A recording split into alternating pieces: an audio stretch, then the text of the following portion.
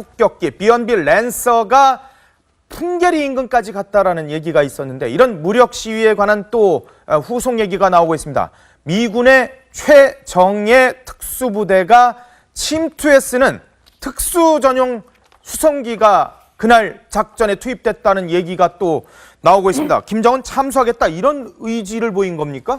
그 시청자분들이 그 영화 같은데 보면요, 왜 그 특수 요원들이 왜 비행기 타고서 낙하산이나 이런 걸로 침투하는 그렇죠, 그 수송기 있죠. 예. 그게 같이 떴다는 겁니다. 그러니까 아무래도 이제 뭐 특수 임무를 수행하기 위해서 훈련을 한 걸로 보여지는데. B-1B 랜서만 간 게 아니었군요. 그렇습니다. 그러니까 미국 그 전략 폭격기 B-1B 편대가 이제 23, 24일 북방 한계선을 넘어서 무력 시위를 하는 과정에서 김정은 참수 작전을 수행할 미군 최정예 특수부대의 침투에 쓰이는 MC-130, 130 특수 전용 수송기 2대도 투입됐던 것으로 알려졌습니다. 예. 이날 작전에는 함께 출전했던 전투기 F-15C 등이 이제 북한 공격에 의해서 이제 격추될 수 있지 않습니까? 네. 이럴 때 이제 조종사를 구출하는 이제 탐색 구조 헬기도 같이 투입이 됐습니다. 그러니까 이날 주 목적은 이 헬기에 대한 뭐 공중급유용, 또 부 목적은 북한군 수뇌부에 대한 심리적 압박용, 뭐 이런 게 전문적으로 다 있었다라는 게 전문가들의 분석이고요. 예.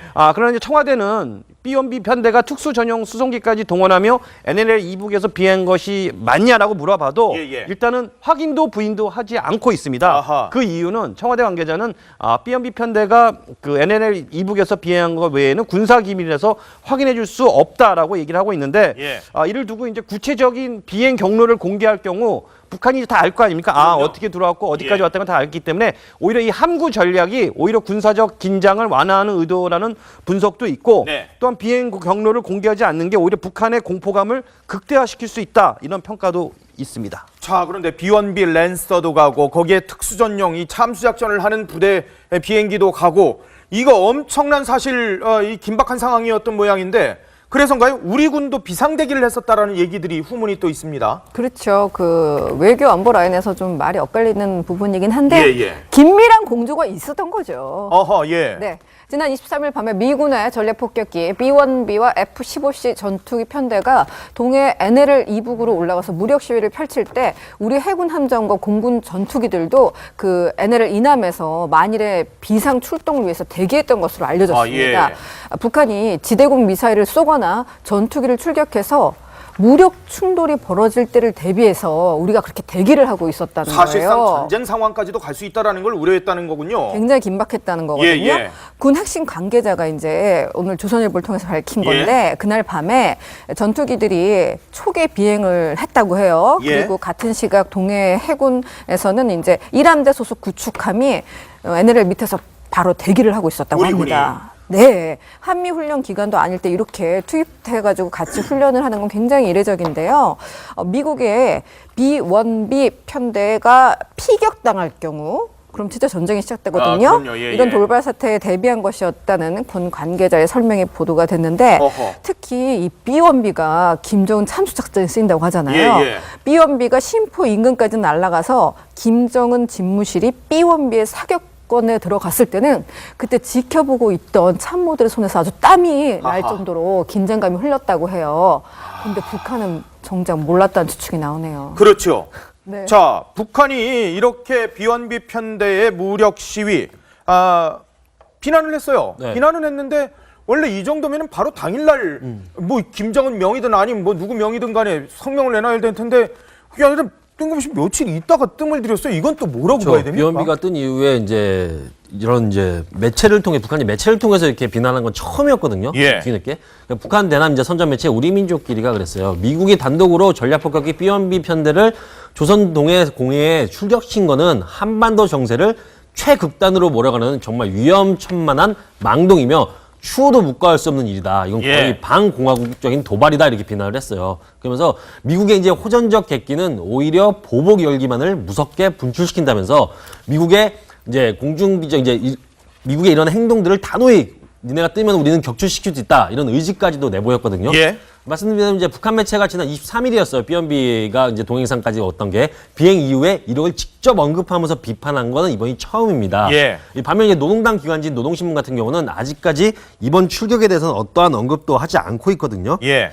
근데 한편 좀 이런 얘기도 나오고 있어요. 이게 북한이 이제 추가 도발 전에 숨고르기에 들어간 게 아니냐, 지금 이러한 분위기가 예. 얘기를 안 하는 게 그 이유가 이제 북한이 이제 리오성 외무상에 이제 미국 기자회견을 통해서 국제사회에 대미 반발 메시지를 좀 전했잖아요. 예. 그만큼 군사 내부에서는 이제 군사적으로 좀 대응 방안을 강구하고 있는 게 아니냐, 이러한 분석도 나오고 있습니다. 노동당 창건일인 10월 10일 혹은 중국의 큰 행사가 있는 10월 18일 이 두 날짜가 지금 도발 날짜로 지금 거론이 되고 있는 상황인데, 자, 북한이 그러니까 뭔가를 준비하고 있을 수도 있다라는 얘기인데요.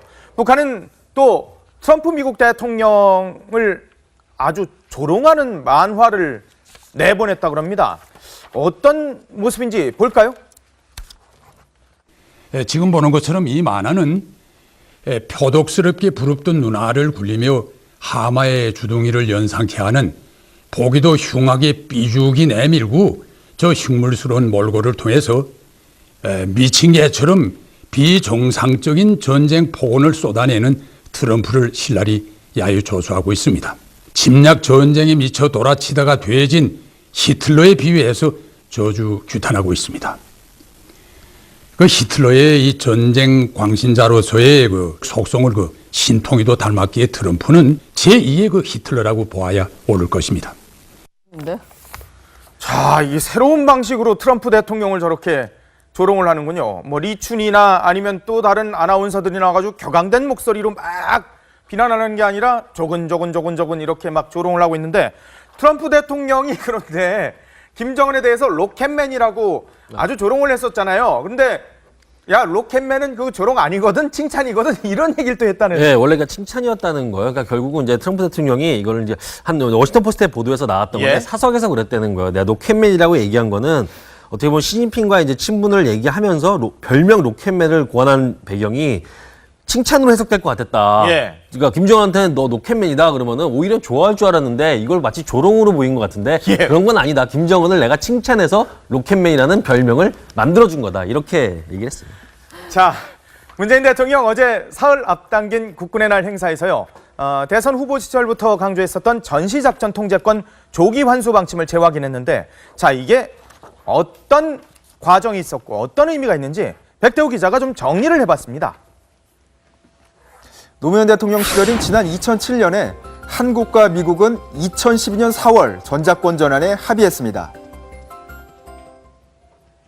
우리 군의 오랜 염원이었던 전시작전 통제권을 오는 2012년 전환하기로 미국과 합의했습니다. 하지만 이명박, 박근혜 전 대통령 재임 시절에 각각 한 차례씩 연기했는데요. 박 전 대통령 시절인 2014년 10월에 시기에 얽매이지 않고 전환 조건이 충족될 때 전환한다면서 사실상 무기한 연기했습니다. 국방부는 전환 목표를 2020년 중반 정도로 잡았습니다. 하지만 문재인 대통령은 대선 후보 시절부터 전작권 조기 전환을 강조했습니다. 어제도 변함없는 의지를 드러냈는데요. 특히 그동안 우리 정부가 사용했던 바꾼다는 뜻의 전환이라는 표현보다 한 차원 더 강한 돌려받는다는 뜻인 환수라는 표현도 썼습니다. 정부는 전시작전 통제권 조기 환수를 목표로 하고 있습니다. 우리가 전시작전권을 가져야 북한이 우리를 더 두려워하고 국민은 군을 더 신뢰하게 될 것입니다. 국방부는 전작권 전환을 위한 3단계 로드맵을 짰습니다. 내년까지 한국군 주도 기반을 구축을 하고 2020년 전후로 가칭 우리 주도의 미래사령부를 만들어 운용 능력을 확충한 뒤에 2020년대 초반엔 전환을 마무리 짓겠다는 구상입니다. 당초보다 3, 4년가량 빨라진 겁니다. 사실상 문 대통령 임기 내에 마무리 짓겠다는 건데, 여당 입장은 문 대통령과 같습니다. 전작권 환수로 주권 국가의 면모를 다지자는 겁니다. 하지만 보수 야당은 극도의 우려감을 전했습니다.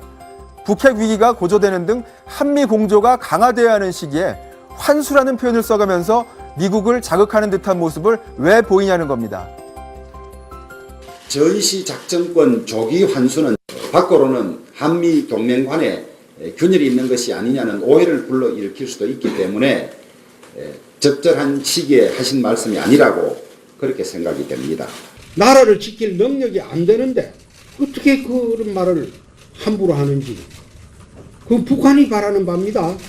대통령의 입에서 세계적인 안보 현실을 파악하지 못하고 그런 이야기하는 것은 참으로 유감입니다. 국민의당도 전자권 환수는 당연한 일이지만 지금 이 시점에서는 적절하지 않다고 했습니다. 자, 백대우 기자의 브리핑이었습니다. 대통령 특보이면서도 지금 여러 가지 발언을 내놔서 논란을 일으키고 있는 문정인 통일 외교안보 특보. 자, 문 특보가 외교안보를 지금 또 불안하게 한다라는 일부 지적도 있는데, 자, 한번 들어보겠습니다. 야당의 목소리. 이런 주장을 하는 사람들의 조국이 어디인지 진정 묻고 싶습니다. 대통령 접근에 일방적인 말만 들어서는 안 됩니다. 대통령의 각성과 결단을 촉구합니다. 여야 간의 일치된 목소리, 국민들의 단합된 목소리를 요구하기 전에 외교안보팀 엇박자부터 정리하시기 바랍니다. 다양한 목소리는 밖으로 나올 때는 정리된 목소리가 나와야지 이런 식으로 정리되지 않은 목소리가 나오는 것은 맞지 않습니다. 자, 문정인 특보에 대해서 야당은 상당히 좀 이 비판의 목소리가 큰데요. 뭐라고 문정인 특보는 얘기를 하고 있습니까? 자, 조선일보와의 인터뷰에서요, 최근 발언 논란에 대해서 입장을 밝혔는데요. 네. 자, 본인은 특보이자 학자라는 이중적 지위가 있어서 자유롭게 말할 수 있다라고 얘기를 했고, 네. 대통령도 내 역할을 그렇게 정리해줬다라고 재차 강조를 했습니다. 문 대통령을 지지해준 촛불 민심이 원하는 외교 안보 정책을 대변해주는 게 본인의 임무다라면서 정부 정책과 혼선이 된다는 지적에 대해선 자신의 발언은 철저히 국익을 중심에 두고 있다라고 이렇게 얘기를 했습니다. 예. 많은 청와대 사람들이 속으로 자신의 생각에 동의할 것이다라고도 덧붙였는데요. 예. 그리고 자유한국당 시각으로 내 입을 막고 검열하려 들지 말라. 족쇄를 채우지 말라고 강조했고요. 네, 네. 앞으로도 계속 발언하겠다는 의지를 표현한 겁니다. 어허. 자, 그런데 문제는 지금 외국에서는 그렇게 안 보고 있다는 거예요. 예. 미국, 일본 등 외신들은 문 특보 발언을 정부 공식 정책인 것처럼 지금 보도하고 있습니다. 예. 자, 지난 7일 로이터 통신을 보면요, 문 특보가 경제 제재가 결국 김정은 정권과 북한 경제를 붕괴시킬 것이라는 가정은 틀렸다라는 발언을 인용하면서 예. 문 특보를 문재인 정부의 특별 보좌관이라고 소개를 했습니다. 자, 서울에 주재하는 한 외국인 언론인은요, 우리는 문 대통령이 문 특보를 통해 본심을 드러내는 것으로 이해하고 있다라고 말하면서 문 특보의 발언은 개인적인 차원을 넘어서는 것이고, 또 결국엔 이렇게 정부 정책과 혼선을 준다면 과연 본인이 얘기했던 철저히 국익을 중심에 두고 있다 얘기하는 예. 그 국익이 과연 맞을지는 그거는 여전히 의문점이 남아 있습니다. 받아들이는 사람 입장도 이해를 하고 발언을 해야 되는 게 맞는 거지요. 본인이 특보이자 학자라는 이중적 지위가 있다라고 이해는 그건 뭐 말씀하실 수 있겠습니다만은 받아들이는 입장에서는 이게 문재인 대통령의 생각이야라고 받아들인다면 본인이 그건 좀 감안을 하셔야 될 것 같은데요. 자, 이 와중에 또 노영민 주중대사, 중국의 사드 보복으로 국내 기업이 어려움을 겪는 거, 자, 그거 대한민국 기업이 경쟁력이 부족하기 때문이거든, 이런 얘기를 또 하셨다는데요. 예, 노영민 주중대사께서 부임을 앞두고 이제 중국으로 떠나기 전에 고향인 충북을 찾아서 그 도처에서 기자들과 간담회를 하면서 이런 발언이 나왔어요. 예. 한마디로 한국 기업들이 잘 못해서 중국의 사드 보복으로 고생한다는 거거든요. 그러니까 보복이라고는 또 했어요. 그러면서 사드 영향을 거의 받지 않는 기업이 있고 오히려 중국 수출이 증가하는 기업도 있다면서 이같이 말을 했습니다. 네.